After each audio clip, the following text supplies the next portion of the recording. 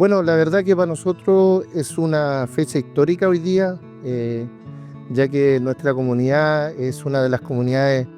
que se constituyó primera en el territorio y nuestra solicitud la hicimos en el año 97, por lo tanto llevamos 28 años esperando una respuesta respecto de nuestra solicitud y eso es lo que hoy día hemos venido a buscar y podemos decir que estamos con un desafío mayor todavía porque ya con documentos en mano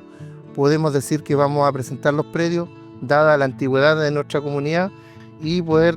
llevar una esperanza a nuestra comunidad y a cada una de las familias del territorio lafkense que componen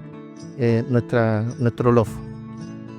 Nos encontramos hoy día entregando una nueva aplicabilidad a la comunidad indígena José Painecura, del sector Huañaligüen, comuna de Carahue, y que es una aplicabilidad que tiene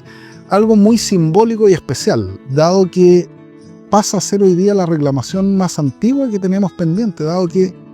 es una reclamación del año 1997. Y nosotros hoy día estamos tomando esas postas que vienen desde administraciones anteriores para poder posicionarlas como necesidades donde la antigüedad es el principal factor para poder llegar a las comunidades con soluciones concretas. Esta comunidad esperó casi 28 años para esta aplicabilidad que hoy día nosotros le entregamos y este hito creo yo que vale la pena relevarlo dado que se trae justicia al territorio de Carahue y a su vez sea una señal potente de que estamos avanzando con los rezagos que traía desgraciadamente CONADI desde antaño. Muchas gracias, Chartomay.